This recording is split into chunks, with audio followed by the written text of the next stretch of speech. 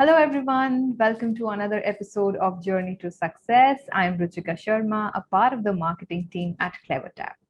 At CleverTap, we help businesses engage and retain their mobile users. Today, on the show, I have with me Vakul Agarwal, who's the Senior Director Retention at Grofers. Grofers is one of the leading e-grocery players in India, and it's built around the idea that Indians should be able to access high quality products at affordable prices. Grofers also believes that they should be given the opportunity to upgrade their lives. Talking about Vakul, he has been with Grofers for almost 6 years now. And in his current role at Grofers, he is taking care of retention, product and customer lifecycle marketing, and marketing analytics. So today, when we speak to Vakul, we'll be understanding his inspiration behind joining an early stage startup 6 years back, how he played a part in building the brand, and what were some of his learnings and challenges along the way. So let's get started. Hi, Vakul. Welcome to the show. Thank you, Ruchika. Great to be here. Thank you, Vakul. Vakul, you have been with Grover since very long, and I would really want to know how this started for you. Yes, I've been with Grofers for almost 6 years now. Uh, so when I joined Grofers in 2015, the idea was very basic: be part of a very early stage startup, so that you get an experience of building things from ground, or probably building things from zero. That was the intention back then. The one small thing that I had in mind was that it has to be in a category which is fairly vast, so that we never run out of the addressable base. And then that is why I chose Grofers, and obviously Grofers did choose me as well. That is how it started, and I'm glad that the journey has been quite enriching for me. Right, the things that I've learned, uh, mistakes I've made over the last 6 years. I think overall it has been a very great experience for me personally. So, the excitement of building everything from scratch, was that the only motivation you had when you planned on joining Grofers, or was there something else also that's inspired you to do so? So in 2015, you may say that there were many startups that were upcoming, right? And because of the circle that I was in, there were many friends that I knew. In fact, I also started up in 2015, but unfortunately, our venture was not able to raise funds, etc. So there was that internal feeling of doing something and starting something from the very start. And so that was the prime motive of probably starting my own startup or joining a very early stage startup in 2015. Other than that, I think I was more or less satisfied with what I had done in my corporate life, and I respect that. Right, McKinsey and American Express. These organizations taught me how to be structured, how to professionally behave in a corporate environment, which I think is many a times a miss for new joiners who directly join startup, right? Because the culture or the structure is not that well defined. So those things help, but more or less it was to start something which is very niche, very small, and then grow with that organization. That's really interesting. And as you joined it at a very early stage, you'd be the best person to answer this question. So, when a business is at such an early stage, what are the main factors that are crucial for a business? See, first and foremost is the founding team, right? What is the background of the founders? Do you think that they'll be able to pull this off? Are they here for the longer run? Do they have enough conviction? Because it's not a very easy ride, right? You need to go through ups and downs, and hence the conviction of the leadership team needs to be there. The second thing that was important for me was, like I said, the addressable base. Do you think that there is enough scale in that particular sector, categories of category that you want to be a part of? Uh, right. And the problem, is it exciting enough for you to work on that problem, or you think that, okay, I'm not really that excited? Right. For me, it was, can we make a shift in the way people buy groceries? right? And groceries by far is the biggest e-commerce vertical in India. Uh, so the scale was already there. Founders, they were seasoned, they were senior to me as well. There was conviction. They were here for the longer run, and hence I took that plunge. That's great. And you just mentioned about the ups and downs that any business face. So talking about that, if you can recall maybe about two, three challenges that you faced along the way and how you tackled those. Yes, multiple challenges that I can recall, but the top two in my mind. One is the recent one, the lockdown. So lockdown happened, right? The organic demand shot up like anything. But with the organic demand shooting up, there were challenges on the ground. Like, there was confusion on the ground, as in who is allowed to operate, who is not allowed to operate, etc. And we were not able to serve that organic demand. Uh, uh, that was one period wherein we felt let down, saying that okay, users need us at this point in time, and somehow we are not able to deliver to whatever our users want. Right? So that period was very hard to operate and digest as well, because we take pride in giving the best consumer experience to our users. So those couple of months were difficult for us, but we came back very strong and we sorted things on the fly. Almost everyone was on roads, taking necessary permissions across different cities that we operate in, and that proactiveness is what helped us in making sure that the operations never stop. Right. So that was one period. The another period was when we had started in 2015. So we started with a very different concept of solving for convenience. Right. You order now and you will get your groceries delivered in 90 minutes. And sooner we realized that in a grocery segment, users value price more than convenience. So there is a segment who values convenience, but that segment is probably uh, very small, right? In marketing terms, it's called NCCS A1, household income of greater than 10 lakh or 15 lakh. So that segment is fairly small. So we shifted in 2015 or early parts of 2016 because our business was not making much sense. The unit economics was not that great. We were not growing month over month, and we were struggling as a business. And first principles helped us there. We reached out to consumers, wanted to understand what exactly do they want from a grocery player. And across key markets, you may say metros, non-metros, one thing was paramount, that people want better prices on groceries as the major benefit, and then other things come. Like you can deliver better prices, but if you're delivering better prices, then only they would want better service or better convenience. But price has to be there. So that was a very challenging period, like probably 6 months, wherein we shifted the entire business model. And we were a marketplace back then, shifted to inventory-led model. We were solving for convenience, then solved for savings or better prices. So a major shift of the entire business for good 6 months. That must have needed a lot of courage. Yes, because see, the good part and the sad part is that human sentiments are infectious, right? If I am feeling down, then my entire team would sense it and they'll also feel down, right? True. And it's a network effect kind of a thing. And if things don't go your way, it takes a lot of conviction to firstly admit that we are not doing the right thing, and then it takes a lot of courage and good sense to figure out that okay, first principles do work, and this is the process that we should try to follow. Probably we might hit something good, right? So that's the beauty, and we have changed uh, our way of working at least 2 to 3 times. We've pivoted, uh, right? So that is probably one of the things that startups need to go through these cycles, right? Because there will be no short success. I think that's really good. That Grofers has been someone who assessed in time and admitted where they're going wrong or how they need to optimize.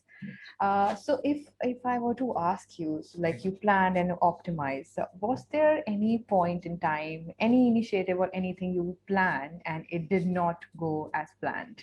Like it somehow failed, and how did you do damage control at that time? Yes, multiple things, right? For example, there have been calls that we have taken keeping business in mind, right? And we take pride in being customer first business, right? Many a times those calls have failed just because we tried to optimize for business and had to sacrifice customer viewpoint in that business decision. But it's a learning, right? It's not a 0-1 game. Sometimes you need to take those hard calls because it is essentially good for business. Otherwise, your business will not be as profitable or as flourishing as it is. But on in the longer run, the principles that you keep as the base of your organization, those need to be well defined, right? So initially, you will take those calls that okay, this made sense, and in retrospect, we should have not done that. But those basic principles need to be very much aligned. So, for example, we have this very basic principle that we would not want to damage or we not want to move away from a customer first view. Right? So that is the base of every decision that we would want to take. The second is we'll be very open in the culture that we have. So I can speak up to the CEO and say that this does not look like a great idea. Right? And if it makes sense, he will actually take that feedback. And similarly, someone can approach me, irrespective whether it is the CEO or someone in my team, saying that this does not make sense, it is not thought through. Right? So we take pride in this culture that we have developed. Uh, so those things really help. But to answer your question, there have been multiple cases. Even when we launched our referral program, there was fraud to the tune of more than 80%. Right? It never went as we had planned.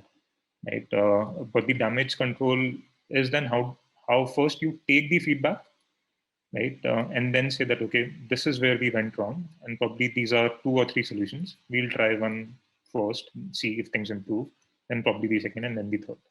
So don't panic, right? Take feedback, consume it to the best of your capabilities, and then suggest anything.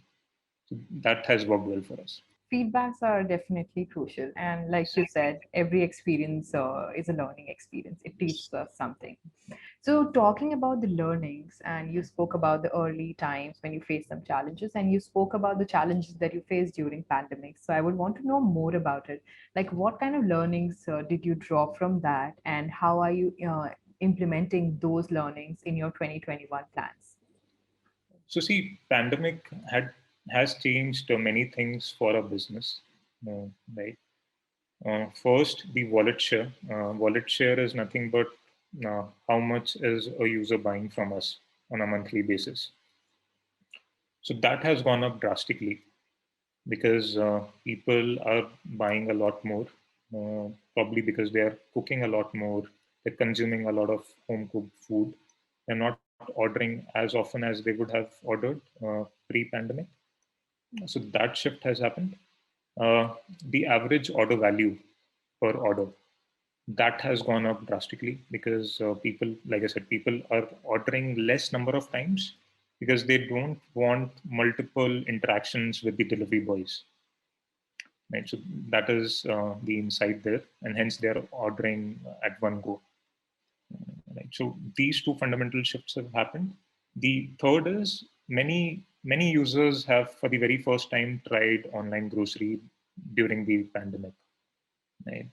Because they obviously couldn't go out and visit, say, kirana stores or malls. Right? And hence, they, for the very first time in their life, opted for an online grocery play. And the advantages are obviously there, right? Because you offer the best price, you deliver everything at home, plus everything is safe right? Because it's no touch delivery, etc. So that stickiness has remained with people. So people have not dropped off. The retention is fairly sorted, and this is for the entire category. I'm pretty much sure that this is the behavior that has been witnessed by other players as well, and given that the service quality is good.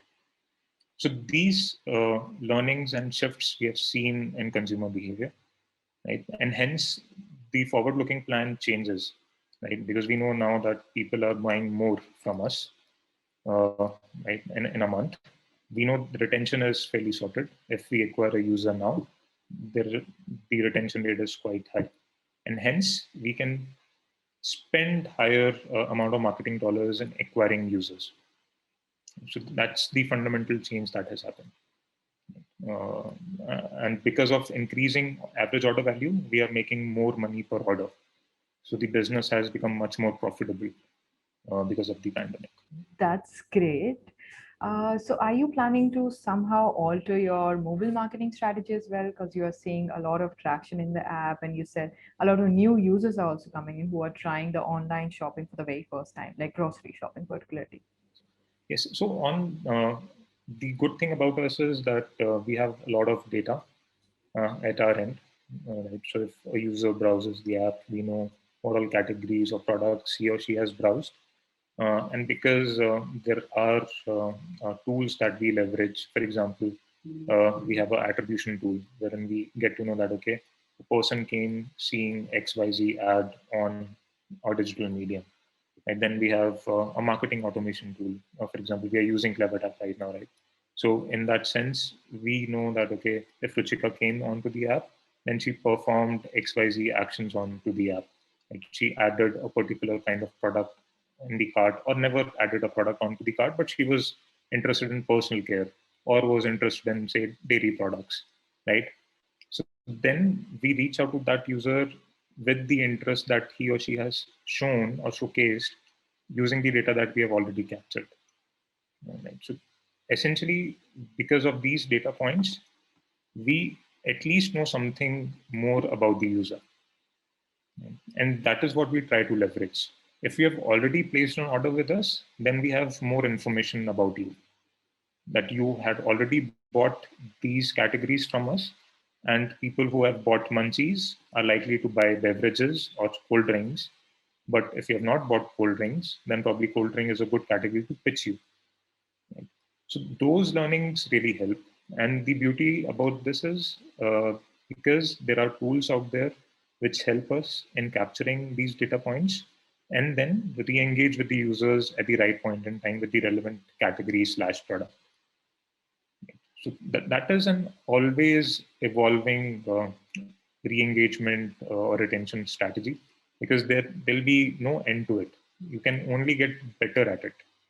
Right? So that is what we try to do at our end. We try to segment our users. We try to be relevant to them by ensuring that the time that we reach out to them is the best, by ensuring that the content or the product or the category that we are reaching out to them is relevant to them. So it won't be wrong if I say that Grofers is extremely user centric, and that's how the brand has been sustaining in this industry. Yes, and see, our retention rates are fairly good. And because grocery as a business is a very repeat use case. It's Yes. not like that I want a mobile phone, I'll buy it once this year and probably then for 2 years down the line. Here, people repeat on a weekly basis. And hence, the business is built on retention. For you to have good retention, your customer obsession needs to be fairly high.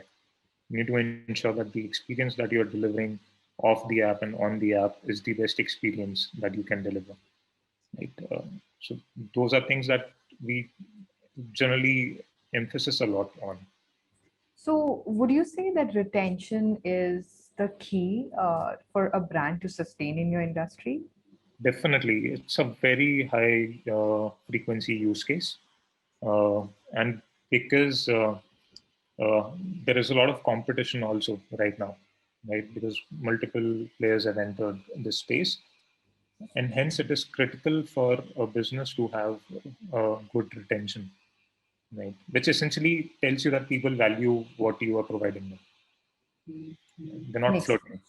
Yeah, yeah, makes sense. Make total sense. So as you have been a part of Grofers for like 6 years and like more than 6 years actually, How would you say were the early days versus now in terms of users, in terms of company culture? Is there something that has changed? So things definitely have changed. Culture has evolved. More or less, one thing which has remained constant is our ability to learn fast and then act on that really fast, which is essentially taking feedback from users uh, and obviously taking feedback within team. The second thing that we have been able to successfully maintain is the culture of being very open and telling our point of view, irrespective of who is in front of us. Right? So that culture is something which I believe is our uniqueness. You may say that is something that I am most proud of. I'm very sure if you ask anyone uh, at Grofers, one thing that they would be proud of, I would love to hear the culture answer to that, because we do actually take pride in that culture, which is if someone has a point of view, they are not afraid to share that point of view, because that is how you get different perspectives and you learn and you evolve. Right now, also, we operate in that startup mindset wherein we say that, okay, if XYZ is a problem, then how do we solve it fast? So if even today, if I go to uh, say any of Albi, who is a CEO, and say that, okay, Albi, this will take this much time to solve. So his expectation would always be that can we solve it in a day, which again pushes me to think differently, and then probably my team also to think differently. Right. So there is always that pressure to deliver, but there are no hard deadlines. That okay, you need to deliver in a day for sure. It's built in the culture itself. But we do realize that we are now really big, so we can't afford to make mistakes, because ultimately those mistakes get translated to bad user experience, which will then have bad business outcomes. Right. So uh, previously, if we used to make 10 mistakes in a month, we can't make 10 mistakes. We need to get better. Probably two are allowed, but yeah, that has been the issue. But that's a really good approach. And you said a lot of good things about Grofers, and I completely agree. So don't take this question in a negative sense. But I Yeah. still would want to know: do you ever feel that something is still missing? Like there's a certain area which still needs a lot of work. Something can be improved. In fact, see, I do believe there are a lot of things that we can do better right now as well. Right. We are not where we would want to be in terms of giving the best experience to users. Right. There's a lot of work to be done on the on-app experience, the off-app experience that we would want to give to users. We want Grofers to be the brand which people love. Right. That is our obsession. Right. If you are a user of and you are using Grofers, then ultimately you should fall in love with us. Right. We want users to be our advocates. Right. For example, if I'm telling good things about Grofers, it is, you can say I'm biased because I'm working at Grofers. But if a user tells these things in an organic discussion with his or her friends, then that would be my dream. So, so there is a bunch of work that needs to be done across each and every vertical, each and every touch point. But that's the end goal, and it'll never end, right? Because it's always evolving. Uh, but that's the goal that we have. Yeah, that's definitely an ongoing process, and I really like it. So coming back to you, like moving a bit from Grofers. So while there are a lot of things going on the business front, as you have been in the core team, I'm sure you have had a lot of responsibilities. How did you still ensure that you take care of yourself, like your mental and physical health, and stay sane throughout the time? A few things that have helped me, at least last year, was really hard because all of us were working from home. There was no physical interaction with teammates, etc. Uh, so one thing that has helped is I'm a sports person, so I go for my regular squash sessions. So that gives me a break from work. I'm not thinking about work during that hour or so. So that really helps. The second thing is that I usually block some time to myself only during the day, like probably a half an hour or an hour, wherein I like to take that break and not really think more about work. I plan my work and my personal life during that 1 hour. Uh, so that helps. Also during that 1 hour, sometimes I try to block a time with any other teammate to just have a chat apart from work, right? In terms of how they are doing, what new things that they are trying, everything in their family is okay. It just helps, right? It helps not only the other person but also me individually, right? Because we are not talking about work; we are just having that 30 minutes with that person discussing normal things like apart from work. So those things have helped me, but a big part of it is also sports.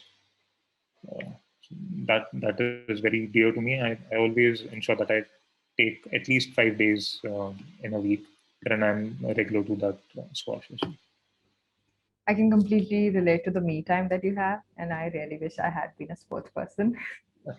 But anyway, so before I close it, any advice for our audience today? Uh, One is definitely to all the founders out there. Be very focused on the type of culture that you would want to build for your organization, because that could be one defining factor in the longer run. Because cultures are not built in a short time; it is built for a longer period of time, and it takes time to build whatever culture you would want to have in your organization. And second, first principle thought process goes a long way. So be very open to feedback, be it bad or new or good, like new, bad, good. Uh, Take it in the very right spirit so that you can act on it with a very sane mind and not be biased. Because sometimes it used to hit me as well, right? If I have a particular point of view, if you have a very different point of view, I should be very objective in hearing your point of view. I can't have my bias that, okay, my point was very different than yours. And because then only you will be able to take that rational decision and be very objective about a discussion, right? So those two things. That's great. Those are some really good insights. Thank you so much, Vakul. Thanks for having this conversation with us. It has been a true delight. Yeah, sure. Thank you for having me. Thank you. Thanks.